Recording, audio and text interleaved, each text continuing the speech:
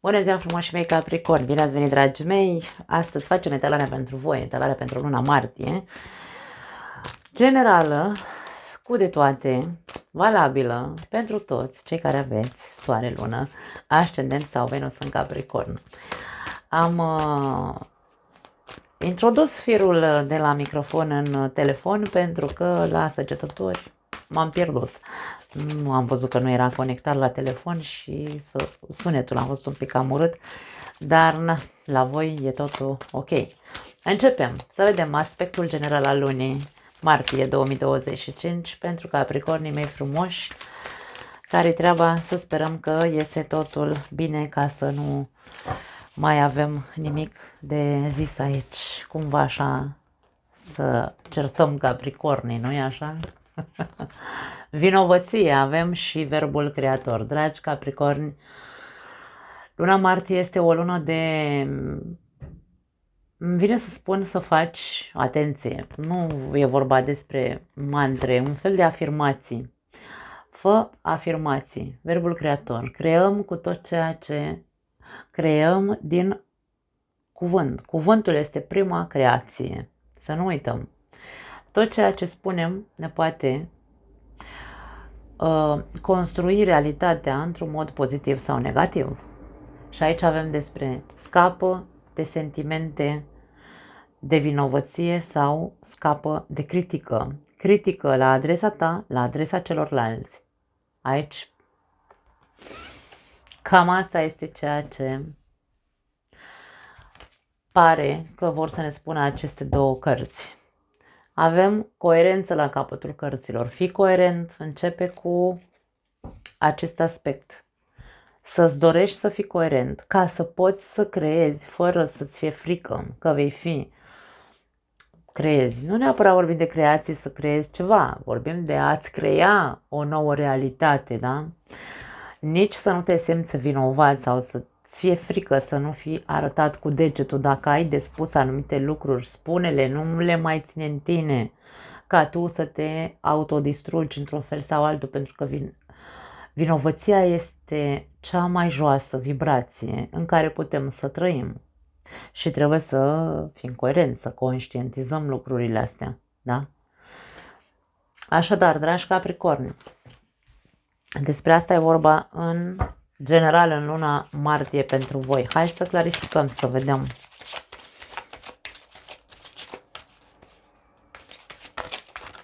Atenție și la critică, da? Pentru că nici prin critică nu putem să ne creăm o realitate benefică. Cu cât criticăm mai mult, cu atât vom fi criticați. Asta este foarte clar. 4 de cupe. Și 9 de monede.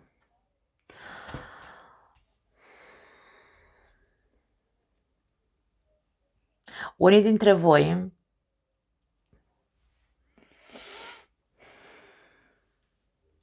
aveți o muncă foarte personală de făcut. Pentru că nu sunteți... Nu vă place de voi, îmi vine să zic. Vă găsiți tot timpul defecte. E ca și cum aici tu te critici pe tine și spui, nu știu, ai nasul lung, habar n-am, tot felul de prostii care ni le spunem, nu? Și eu am 10 kg mai mult decât aveam acum 5 ani, așa, și de ce să stau să mă critic prin ceea ce nu-mi place la mine, în loc să fac ceva ca să scap într-un fel sau altul de nevoia de a fi atât de critic cu mine.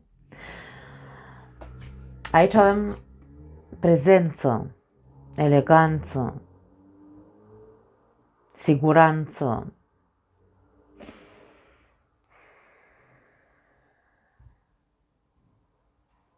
mândrie. E ca și cum, indiferent cât de nesatisfăcut ești cu anumite părți ale corpului tău sau... pentru că aici nu intrăm în inteligență sau în deșteptăciune, că asta se poate construi, te apuci de citit, de învățat, de habar n-am, te faci bine la cap. Cu corpul e mai complicat, pentru că fiecare dintre noi ne vedem într-un fel anume. Dar aici avem imaginea unei persoane care, indiferent ce nu-i place la ea, nu stă să se arate cu degetul și să se critique, ci este un fel de acceptare. Ok, m-am născut cu nasul lung și eu am nasul lung, da? Care-i treaba? M-am născut cu nu știu ce pată. Dacă sunt coerent, da? Dacă sunt coerent sau sunt o persoană coerentă, fac ceva în cazul în care se poate repara în mintea ta, pentru că aici este insatisfacția față de tine, da? Dacă se poate repara, mă duc, nu știu, iau legătura cu un doctor, cu un, nu știu, habar n-am, îți faci operație estetică, mi-e indiferent.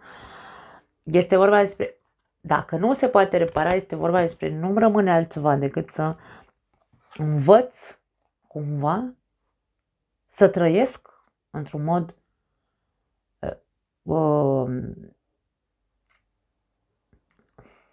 să învăț să accept și să trăiesc bine cu acel defect sau acele defecte, dacă sunt ireparabile, să zicem așa, pentru că nu rămâne altceva de făcut, pentru că dacă stau și toată ziua, bună ziua, taca, maca, ce urâtă ești, ce grasă ești, ce habar n-am, bolnavă și alte chestii pe care le spui despre tine, la ce-ți folosește, Doamne iartă-mă, la ce-ți folosește, că aici vorba despre pune-te și uite-te mai bine la tine, că nu ești tocmai așa ultimul handicapat de pe planetă, îmi vine să zic, și bagă-ți mințile în cap și fă altcumva. Spune despre tine lucruri care să nu te mai facă atât de mic, da? Dacă aici nu e vorba despre tine și e vorba despre alții, că stai așa toată ziua, bună ziua și îi arăți cu degetul pe ceilalți, că ia uite-l și pe fraierul ăsta, vai, hi, ha, râs de toată lumea, habar n-am, poate să fie și varianta asta, eu am văzut și capricorni care au atitudini de genul ăsta, hai să fim serioși, da? Că niciun capricorn nu e ca celălalt. Și aici e vorba despre stau toată ziua și mă uit la toate chichițele, la fiecare în parte, sunt atât de analitic, domne, niciunul nu este, toată lumea e proastă, toată lumea e nu știu cum, vai de mine, nu știu ce alte critici și alte adjective mai folosești. De ce faci lucrul ăsta? Ți se pare elegant din partea unei persoane mature, adulte, să stea așa și să uite și să arate cu degetul către ceilalți? În primul și în primul rând, fiecare dintre noi trebuie să ne uităm la noi, în primul rând, și când tu ești într-o poziție în care dacă tu te creezi o persoană mândră, te creezi o persoană, pentru că aici avem mândrie, orgoliu, da, siguranță, respect de sine, nicio persoană cu calitățile astea nu face așa ceva, da? Coerență, să nu uităm. Tu îți cobori din rang, dacă te crezi așa pe piedestalul ăsta, îți pierzi din rang, nimeni nu o să te vadă în această poziție respectabilă, ca persoană respectabilă, dacă ești așa cu degetul îndreptat către toată lumea e proastă și toată lumea e nu știu cum. Da? Mare grijă aici, eu am curaj să vorbesc despre lucrurile astea și cui nu-i convine, uite, treaba ta. Da? Cam asta e. În fine, trecem mai departe că mă aprind. Energia ta în această lună. Dragi Capricorni, mereu vă spun că voi sunteți ai mei, dar asta nu înseamnă că scăpați, ne luați așa, cumva, bine, nu de mine, cărțile vor să ne arate aceste aspecte, eu doar pun în cuvinte. Hai să vedem energia ta în luna martie, care este energia Capricornului.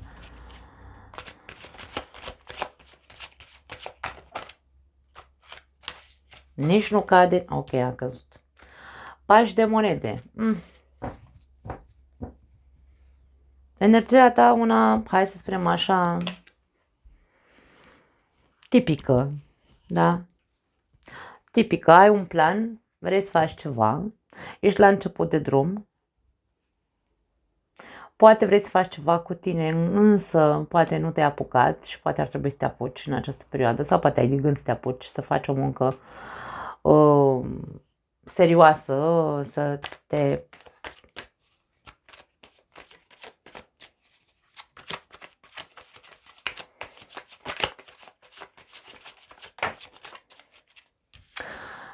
o muncă de creștere personală mă refer, da? As de cupe a sărit. Pentru unii dintre voi poate sunteți centrați foarte mult pe partea materială, da? Pe proiecte, nu prea băgați în seamă partea asta altă emoțională. Poate este, atenție, poate să fie o atitudine, după cum am zis mai devreme, de critica și mândria pe care o ai este doar din punct de vedere al statutului. Ai un statut bun, ai ajuns undeva din punct de vedere financiar și te crezi cumva boricul pământului și nimeni nu mai e ca tine și nimeni nu face lucrurile ca tine, pentru cei din a doua variantă despre care vorbeam mai devreme. Pentru că aici vedem aceeași chestie, ca și cum energia ta este îndreptată către bani, până și nasul ăsta de cupe avem o cioară care aduce o monedă, da?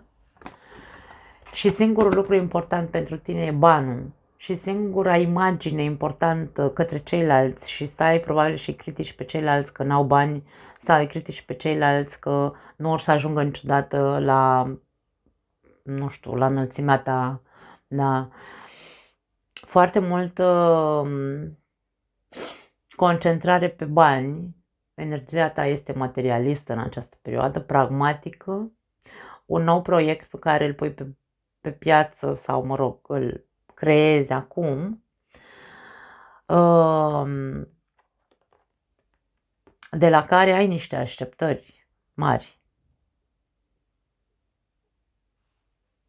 Din punct de vedere, hai să-l numim doar energetic, fără să băgăm bani aici la mijloc, energia ta poate fi una benefică în momentul în care te analizezi, după cum am spus, pentru că aici vorba despre să fim coerenți cu toții, da?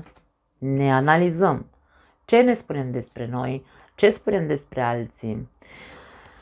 Și aici fac un mic mare pas, să zicem așa, către a fi mai blând, către a fi mai indulgent atât cu mine cât și cu ceilalți, să nu mai fiu atât de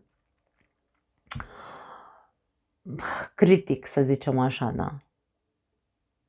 E un mic pas către deschidere emoțională, fără a aștepta nimic în schimb. Dacă tu vrei să fii prietenos, nu te aștepți ca celălalt să fie prietenos cu tine. Tu pur și simplu încerci, muncești cu tine să fii mai deschis. Nu contează ce vei primi din partea celorlalți. Da? Cam asta e. Ca și cum însămânțează acum, în această perioadă, este o perioadă foarte benefică pentru toți, pentru că avem foarte multă energie în zodia peștilor în această perioadă și este doar despre emoții, doar despre a ne reconecta cu, într-adevăr, cu partea noastră sufletească, să spunem așa, da? Fă pasul fără să aștepți nimic în schimb, să nu ai așteptări de la nimeni, tu pur și simplu fă-o pentru tine. Cam asta este ceea ce simt că vor să ne spună aceste cărți. Hai să vedem iubirea pentru cei care aveți o relație, care-i treaba în luna martie. Pași de spade, informații, poate că aici vorbim despre asta cu ochii pe celălalt, dezgropați morți, aflați ceva, căutați prin telefoane sau sunteți căutați prin telefoane, adică aici se poate citi viceversa, să nu uităm. Gardă, există starea de gardă în relația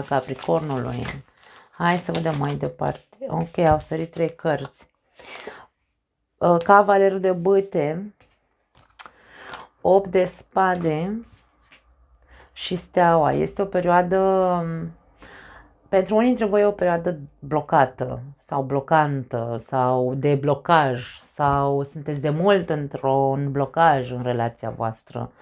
Ceva nu avansează, ceva nu se vindecă, ceva nu funcționează. Sunteți în gardă, ori voi, ori ambii parteneri, pentru că fiecare dintre voi simțiți că nu se rezolvă niște lucruri și vă învârtiți așa într-un cerc. Ceva din trecut nu reușiți să vindecați.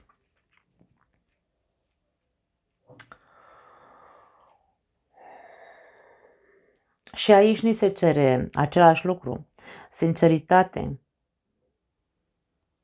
Să punem în cuvinte ceea ce vedem că nu putem să rezolvăm. Adică, hai să vedem, avem intenția să rezolvăm cu steaua aici, da? Să vindecăm, să... Avem intenția să o facem? Există intenție. Cu cavalerul de bâte, bineînțeles, există dorință de a face, de a ieși din această buclă. Însă aici e vorba despre niște tact, așa. Nu putem să aruncăm, hai să spunem, reproșuri, pentru că am început cu arătatul cu degetul. Atenție mare, da? Nu putem să avem atitudinea asta. Observă-te sau observați-vă unul pe celălalt să vedeți că e posibil ca atitudinea de certăreț sau atitudinea de egoist sau cel care sare la gât primul trebuie observată, pentru că probabil asta este ceea ce nu vă face, ceea ce nu vă dă voie să găsiți o soluție, să puteți să vă rezolvați problemele. Poate fi vorba despre a vindeca multe lucruri, atâta timp cât sunteți atenți la ce vă duce, ce atitudini vă duce din nou și din nou în acea stare, pentru că e o stare aici de blocaj. Dacă vorbim despre spionaj, pentru că pajul de spade este micul spion din tarot, da, aici poate că se vor găsi.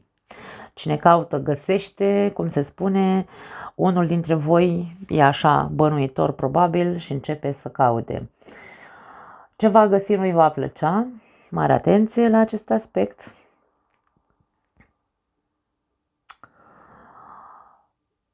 Și probabil că îl va înfuria pe cel care va găsi ce va găsi. Nu pot să spun ce vei găsi sau ce va găsi celălalt, pentru că nu avem aici niciun fel de confirmare, însă e posibil să fie ceva ce ai mai descoperit și în trecut. Un fel de recidivează ceva, cumva. Da? Cam asta e, ar putea să fie. Hai să vedem un sfat aici.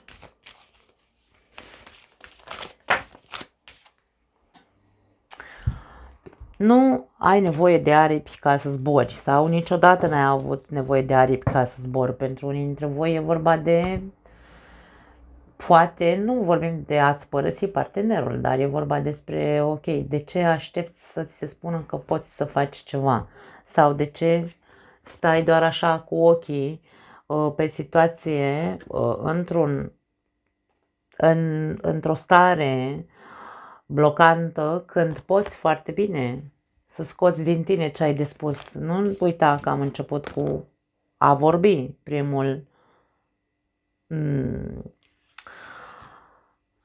Prima creație a fost vorba, așadar, pune mâna și spune ce ai de spus, dar nu o spune în maniera asta. Da?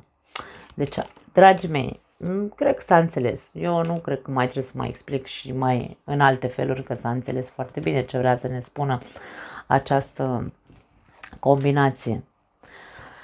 Așadar,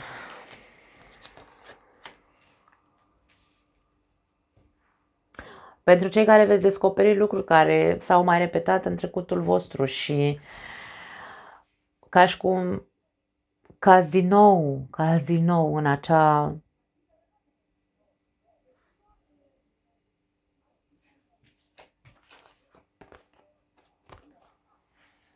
stare în care zici, Doamne, și eu care am sperat că s-a terminat prostiile alea din trecut. Și eu care am sperat că, nu știu, că nu se va mai întâmpla și uite că din nou se întâmplă, da? Nimeni nu te ține acolo. Depinde, bineînțeles, eu nu pot să zic că aici punem la și divorțează sau desparte-te. Tu știi ce afli sau tu știi cât e de grav pentru tine. Nimeni nu te ține aici. N-ai nevoie de aripi ca să zbori, n-ai nevoie de altceva decât să pleci. Dacă vezi că tot se repetă și se repetă un anume comportament. Da, cam asta e, eu nu pot să spun altceva, îmi pare rău. Cei singuri. Iubirea, nebunul, o nouă relație, o nouă cale, o nouă persoană, o aventură pentru alții dintre voi poate fi. Hai să vedem. Cu ce vine nebunul? Diavolul, wow! Mare tentație aici pentru mulți dintre voi. Da? Cavaler de cupe a sărit. Mare tentație, mare. Capricornul se aruncă într-o aventură. Mare atenție să nu cumva să te prindă în lanțuri această aventură. E posibil să te îndrăgostești până peste cap de persoana asta. Încercați să fiți coerenți, intrați, indiferent că e vorba despre o aventură, încercați să intrați în această aventură cu mintea limpede, că aici te văd, mamă, te ia de cap aici. Te ia de cap și nebunul înseamnă iluzie, lângă diavol, nici nu mai spun, iluzie, idealizare aici cu cavalerul ăsta de cupe. O să visezi că ai vers pe pereți cu persoana asta și e posibil să fie o totală minciună sau o totală construcție a minții tale. Mare grijă la acest aspect. Poate că această persoană pare că este persoana ideală, pare că este persoana wow, pe care n-am întâlnit-o niciodată. Nebunul nu este o energie responsabilă. Încearcă să deschizi bine ochii. Eu nu zic să nu intri în această nouă aventură, însă intră pregătit, îmi vine să zic, că te poți duce pe cărări. Cavalerul de cupe este o energie de jucător, la fel cum este și energia cavalerului de bâte. Ambii cavaleri sunt jucători.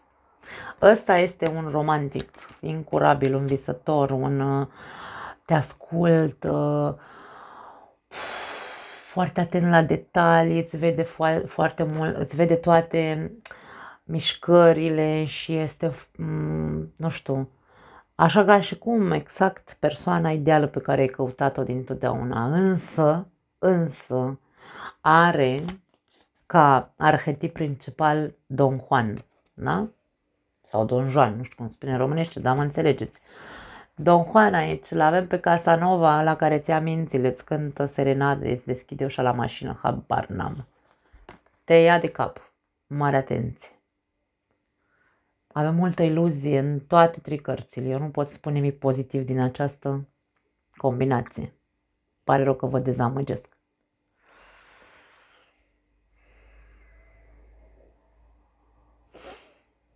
Aveți intuiție, ascultați-o. Vedeți niște lucruri, simțiți niște lucruri la această persoană care nu, ca și cum parcă nu se pupă. Fii atent, deschide ochii bine. Nu te arunca cu capul înainte pentru că vei suferi după aia. Wow! Foarte intens aici. Dacă tu îți asumi că este doar o aventură, du-te și intră în această aventură. Poate fi o noapte nebună, extraordinar de mișto cu persoana asta. Dar să rămână doar acolo, pentru că dacă nu, după cum am zis, te ia de cap. Te ia de cap și o să suferi foarte mult. Da, hai să vedem un sfat. persoană șarmantă, frumoasă și din punct de vedere estetic și din punct de vedere al sufletului, așa se vede. Un vrăjitor îmi vine să zic, sau o vrăjitoare, că poate să fie și femeie, bineînțeles, dar am mare grijă, dragii mei. Sfatul este, e momentul să te vindeci, nu să intri în război cum ar veni. Foarte interesant, nu are nicio treabă mesajul ăsta sau sfatul ăsta cu ceea ce am văzut. Acum, poate avea o coerență acest sfat pentru cei care știți că doar ce ați ieșit dintr-o relație sau ați fost făcuți varză într-o altă relație, în ultima, probabil, și ca pansament intrați așa de nebuni într-o altă iluzie cu o altă persoană. Și aici se cere vindecare, vindecă-te de ce ai trăit în trecutul tău, că poate e aici un fel de repetiție, da? Te îndrăgostești tot de persoana nepotrivită pentru tine, la fel ca în trecut. O să se aleagă praful de relația asta la fel ca cea din trecut, da? E momentul să te vindeci, nu mai e momentul să faci la fel, da? Aici e multă iluzie, dacă până acum ați intrat în relații lăsându-vă duși de val, așa, de primul care vă spune cuvinte minunate și vă zice că va aduce luna de pe cer, sau vreo femeie de asta super seducătoare și tu crezi că ți-a pus Dumnezeu mâna în cap că s-a uitat una de asta la tine. Mare grijă la cum uitați-vă la relațiile pe care le-ați avut, pentru că aici vedem praful și pulberea și aici despre nu mai fă la fel. Cam asta e, dragii mei, nu pot să zic altceva. Wow, wow, wow. Ok, hai să vedem. Carieră, finanțe, job, proiecte, tot ce înseamnă economie, 7 de bâte. Poate frână, poate te simți blocat sau frânat sau, hai să zicem așa, din punct de vedere financiar, ești în gardă cumva, da? Să vezi cam ce poți să faci, cam ce poți să miști, poate fi pentru unii dintre voi, pentru alții dintre voi poate că trebuie să depășești o perioadă care te-a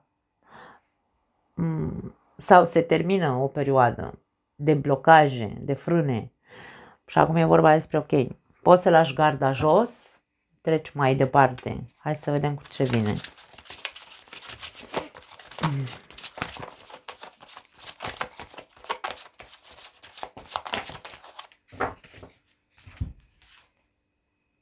Wow, foarte tare, regele și regina de bâte.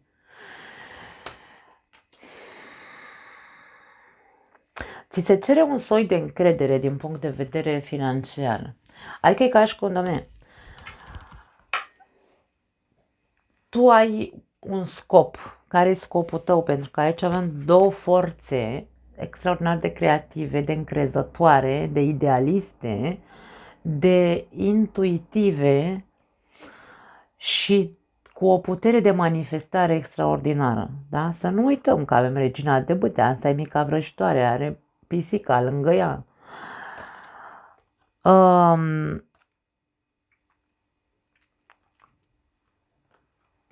Faptul că ți se cere încredere, acțiune, egoism, să te gândești la proiectele pe care vrei să le faci, din care să faci bani, da? Acțiunile tale trebuie să fie unele hotărâte în cazul în care vorbim, Doamne, uite, nu sunt ok la locul de muncă. Bă, tu mă piedici. Niciodată nu le convine nimic de mine sau nu știu, habar n-am, chestii de genul ăsta. Doamne, aici pun piciorul în prag, da? Pun o frână și zic, ia stai mă, că și eu până la urmă nu o să stau așa chinuit în firma asta doar pentru că, nu știu, trebuie să las cumva capul în jos aici. Nu mai las capul în jos aici, îmi depășesc limitele de a nu spune, Domne, pentru că sunt și o om, am și o, nu știu, mândria mea, de ce nu, da? Și aici e un fel de pun piciorul în prag pentru unii dintre voi la locul de muncă, da? Poate ți-e chiar o surpriză, poate se schimbă lucrurile în totalitate, când vei spune cu adevărat, vei pune punctul pe ei și vei spune gata, până aici îți permit să-mi zici nu știu ce, mi-e indiferent că ești șeful meu, da? Deci aici atitudinea trebuie să fie una încrezătoare și puternică, da? Nu te lăsat capul în jos. În cazul în care vorbim despre proiecte, trebuie să-ți depășești aceste frâne pe care le-ai avut sau, da, poate încă le mai ai, în care să zici, băi, stai puțin, că eu sunt o persoană creativă, sunt o persoană intuitivă, știu ce vreau, știu ce-mi doresc, știu unde vreau să ajung, de ce mă costă atât de mult să ajung acolo? Pentru că probabil nu folosesc această energie în totalitate. Mă las dominat mai mult de frici, să zicem, decât de dorință, de acțiune. Și aici se cere acțiune și încredere, credință în tine, în forțele tale, că vei putea să faci. Cam asta e. Foarte tare. Da. Hai să vedem sănătatea pentru luna martie.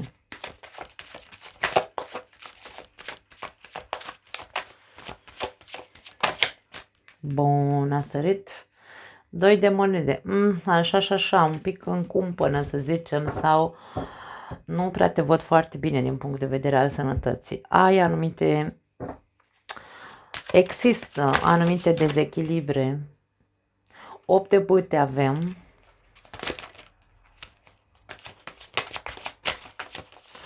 Și mai vreau o carte. Regina de monede. 6 de spade. Unii dintre voi târâți de mult o problemă de sănătate. De mult, de foarte mult. Știi de când o târâi după tine problema asta de sănătate? De când ai uitat, Domne, că viața nu e despre... Viața nu e despre stres. Viața nu e despre probleme, doar despre probleme. Problemele cu care tu te-ai încărcat și poate că ți-ai refuzat momente frumoase, ți-ai refuzat distracția, ți-ai refuzat prietenii sau, mă rog, viața socială, ți-ai refuzat viața socială, ca să nu vorbim de prieteni, că nu neapărat înseamnă prieteni. Ai refuzat, nu știu, să te căsătorești, de exemplu, da? Poate fi orice dintre tot ceea ce spun. Ai fost doar pe o singură țintă. Spânzuratul înseamnă foarte mare sacrificiu. Deci, pentru tine, ca și cum viața a fost întotdeauna un sacrificiu. Tu ți-ai refuzat orice altă distracție, orice altă plăcere de viață și ai preferat să te sacrifici, dar sacrificiul pe care tu l-ai făcut sau sacrificiile pe care tu le-ai făcut de-a lungul vieții nu ți-au adus decât pierderi. Pierderi și probleme de sănătate. Da? În momentul de față, sănătatea ta stă în, nu neapărat atârnată, e în dezechilibru, nu ești bine. Ca acest lucru să se schimbe, tu trebuie să te schimbi. Da? Regina de monede, ce caută aici mama răniților? Ce caută? N-are ce să caute. Când vorbim despre regina de monede din punct de vedere al sănătății, este trupul nostru. Așa cum am simțit la început să transmit mesajele, că tu stai și te uiți la tine și poate spui foarte multe lucruri urâte despre tine. Toate acele lucruri urâte pe care le spui îți repercutează, nici nu știu dacă e corect spus, nu mi iese cuvântul acum. În fine, are efect asupra sănătății tale. Regina de monede înseamnă corpul nostru. Ce trebuie să schimbi tu la tine? Nu să schimbi, nu să continui să faci sacrificii și să zici, da, eu n-am avut grijă de mine, eu nu m-am dus la doctor când trebuia, eu nu știu ce, din cauză că trebuia să fac Trebuia, cuvântul trebuie sau datorie, am datoria sau e de datoria mea sau eu trebuie să fac, reprezintă Capricornul, da? 10 de bâte. Așadar, tu trebuie să faci schimbări la tine, că nu trebuie să mai faci nimic altceva decât să mai faci nimic altceva pentru nimeni și nimic decât pentru tine. Dacă vrei să te pui pe picioare, măcar să poți să te uiți la tine și să zici, ok, cu asta pot să merg, cu boala asta pot să o duc pe picioare. Însă, dacă noi nu avem un obiectiv și nu țintim mai sus și stăm așa și ne plângem și habar n-am, nu mai vreau să intru mai mult în pentru că nu e prima oară când văd ceea ce văd într-o etalare a Capricornului. Și pare că se repetă și se repetă și se repetă pentru unii dintre voi. E o poveste care se repetă la infinit. Pare că nu se termină aici. Informațiile sunt aceleași de luni de zile. Așadar, ești afectat din punct de vedere al sănătății? Da. De ce? Pentru că tu nu vrei să schimbi nimic altceva și preferi să stai așa în sentimentul ăsta de sunt o victimă, toată viața mea am făcut altceva pentru alții, acum fă pentru tine. Asta ni se spune aici. Pune mâna și du-te și fă pentru tine. Caută-te, ai grijă de tine, de corpul tău, nu mai vorbi urât despre tine și așa mai departe. Cam asta e ceea ce pot să spun, nu pot să zic altceva. Da, mai departe. Provocarea lunii sau la ce ar trebui să fii atent în luna martie. 9 de cupe, la emoțiile tale, fii foarte atent la sau ești provocat să-ți dorești lucruri. 9 de cupe este cartea satisfacției sau a dorințelor, da? Ajungem să ne împlinim dorințele și să ne simțim satisfăcut în momentul în care facem ceva pentru ele. Nu stăm așa să... Ca și cum fă-ți dorințe, creează-ți dorințe. Nu știu ce să zic mai mult de atât, mai explicit, n-am cum să spun mai clar de atât.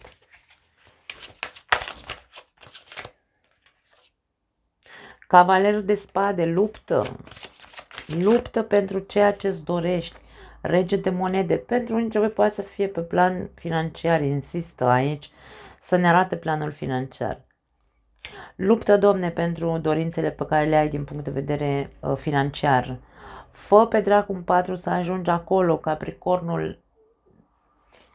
De multe ori, Capricornul poate ajunge, da, este sigla sau încă o altă propoziție care poate reprezenta Capricornul, este scopul, scuză, mijloacele. Cam despre asta este vorba, că ținta ta este una, să ajungi în vârf. Dar nu ca să ajungi să fii înfumurat, atenție, deci nu e despre asta. Că mândria noastră ne poate fi una destructivă, inclusiv pentru noi.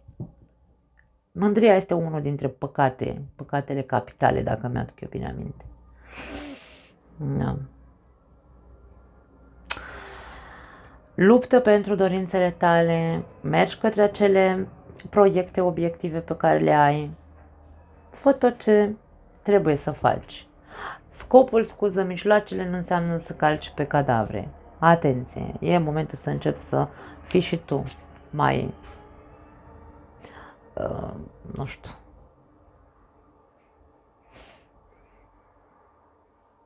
nu neapărat mai iubitor, ci mai cald, îmi vine să zic, da? Hai să vedem surpriza. Surpriza sau de ce lucruri ar trebui să te bucuri mai mult. Ia uite. Dragii mei, pentru unii trebuie surpriza e neplăcută. Poate vorbi despre o pierdere de sarcină. Îmi pare rău să spun asta. Mulți dintre voi poate mă criticați și poate o să ziceți, nu mai zice chestii de astea, că ne sperii și încercați să înțelegeți că nu e pentru toată lumea.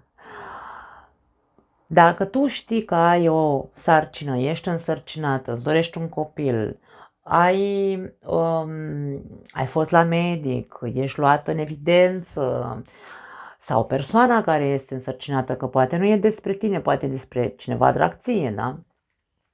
În momentul în care toate lucrurile, la medic ți se spune, ești bine, ai corpul sănătos, nu știu ce, domne, nu e pentru tine. Dacă faci tu ceva neglijent în care, nu știu, habar n-am, iei și ridici un sac de 100 de kg de cartofi, ce vrei să-ți spun, da? Hai să fim coerenți, că de-aia ni se spune și de la început, fii coerent, da? Încercați să înțelegeți că eu ceea ce cărțile vor să pună în evidență și eu nu ascund, le spun pe șleau, nu sunt în primul rând pentru toată lumea și nu sunt că se va împlini dacă tu faci lucrurile corect pentru tine. Nu vei pierde un bebeluș în cazul în care tu ești ca omul cu cap pe umeri, ai grijă de tine, ca femeie, da? Pentru alții dintre voi ar trebui să vă bucurați mult mai mult de a hai să zicem, să bucură-te că ești în viață, indiferent cât de multe lucruri urâte ți s-au întâmplat. Pune mâna aici și centrează-te pe a fi o persoană ca și cum, Doamne, dacă nu-ți dădea Dumnezeu atâtea palme peste ochi, îmi vine să zic, tu nu ai fi devenit persoana care ești. Ideea este, putem să acceptăm ideea asta? Câți dintre noi putem să acceptăm că am ajuns în momentul de față pe o poziție, pentru că aici vorbim despre persoane care poate aveți, nu știu, 7.000 de facultăți, aveți aici un statut, aveți bani, aveți tot ce vă trebuie, pentru că viața asta v-a dat așa, nu știu, numai așuturi în fund.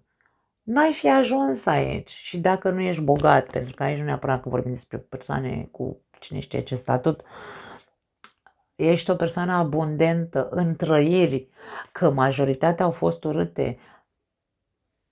Dacă drumul tău în viață sau, nu știu, viața asta a vrut ca tu să înveți doar cu șuturi în cur, zi să rămână pentru masă, dar pune mâna aici și aici, bagă-ți mințile în cap și zici, ok, stai mă, că eu am ajuns la vârsta asta, am o experiență extraordinar de mare de viață. De ce să mai stau aici să mă mai plâng? De ce mă mai plâng? De ce mă mai plâng? Împărăteasa nu se plânge. Și nu e vorba că nu se plânge că nu are probleme. Împărăteasa știe să-și înfrunte problemele. Împărăteasa știe cine este și zice, în ciuda dezamăgirilor, în ciuda problemelor, în ciuda șuturilor în cur care mi le-am luat, Domne, mă mândresc de nu mai pot cu mine, că uite-mă cum arăt. Cam așa e poziția împărătesei. Da?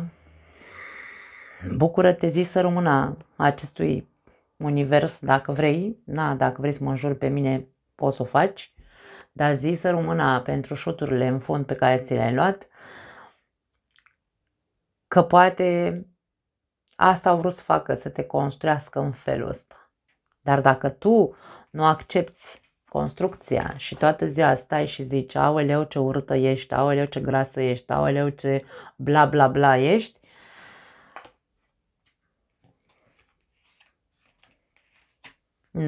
nu mai zic nimic. Hai să vedem cu ce vine.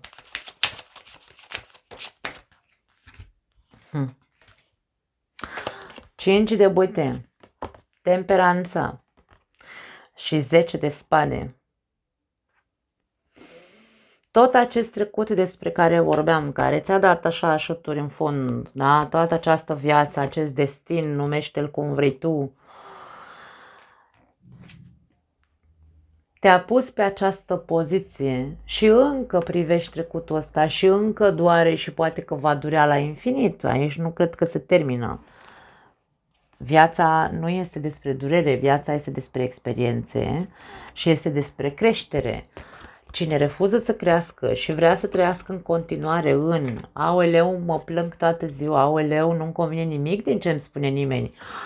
Ce vrei să vindești la tine? Uite că nu-ți faci altceva decât rău. E ca și cum, doamne, dacă tu vrei să te faci bine, să te vindeci, trebuie să închizi capitolele astea, trebuie să închizi, să termini odată cu prostile și cu atitudinile astea de plângăcios și de, habar n-am, de critic și de mândru și de orgolios și de mă ia val acum, că nu știu ce să cred că mă las de făcut tarot pentru voi. În următoarea perioadă nu vă mai fac nicio etalare. Da? Când era Pluto la voi în Capricorn sau când a ieșit și când vorbeam despre Pluto și așa mai departe, existau foarte multe comentarii de la anumite persoane din această zodie care spuneau: a, Pluto că m-a omorât, că m-a făcut, că mi-a adres. Asta a vrut să facă Pluto din tine, să scoată diamantul ăla care ești și tu stai în continuare aici plângăcios și tot, vai de mine, vai de mine, vai de mine, vai de mine. Eu nu mai am alte cuvinte în vocabularul meu, că nu sunt chiar așa de școlită, da? N-am facultăți, n-am decât un rahat de liceu făcut și atât, da? Dar n-am nevoie de facultăți ca să pot să pun în cuvinte ce vor cărțile astea de fapt să ne spună. Așadar, te trezești odată ca să te bucuri ce a vrut viața asta să facă din tine? Sau stai în continuare până când o să mori, o să stai așa nevindecat? Hotărăște-te, ori în stânga, ori în dreapta, 5 de bâte. Cam asta e. Da. Bun, hai să vedem un mesaj final pentru voi sau un sfat. Dacă vreți să mai stați pe acest canal, să mai auziți balivernele mele, sunteți bineveniți, dar cei care vă veți identifica cu această etalare și nu are cum să cadă bine, asta e clar că nu are cum să cadă bine o astfel de interpretare, da, nimănui, nici măcar celui mai pregătit, bine pregătit, mă refer deschis și așa mai departe, vor fi cei care vor începe să dea cu pietre și prefer să plecați de pe canal decât să începeți să dați din gură pe degeaba, să mă acuzați pe mine de niște lucruri pe care nu le acceptați la voi.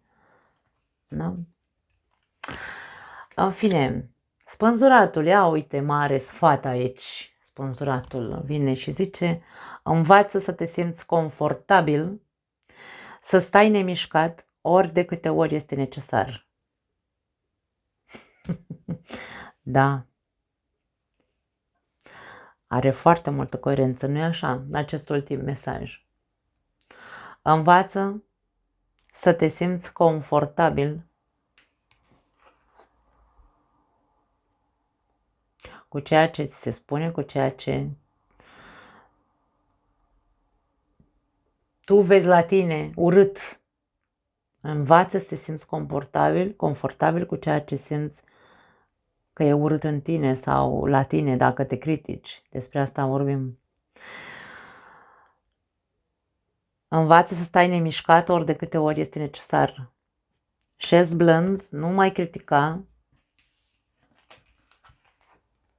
Da, nu mai fi mândru. Stai și mai evaluează-te și vezi de fapt unde e greșeala. Pentru că am început aici cu energie de coerență. Trebuie să înveți ceva, trebuie să te trezești odată, trebuie să schimbi anumite lucruri. Spânzuratul eliberează pentru că ajunge, Domne, să se ilumineze, să înțeleagă, învață, să deschizi capul ca să vezi cu adevărat care sunt incoerențele din viața ta sau dinăuntrul tău. Nu e despre altceva. Nu mai am altceva de zis. Wow. Uf. Nici nu vreau să mă gândesc. Vă pup, dragii mei. Care vreți să mai rămâneți, sunteți bineveniți. Cei care vreți să mă criticați și să aruncați cu pietre, sunteți bineveniți și voi. Și bine plecați, dacă asta vreți. Vă pup.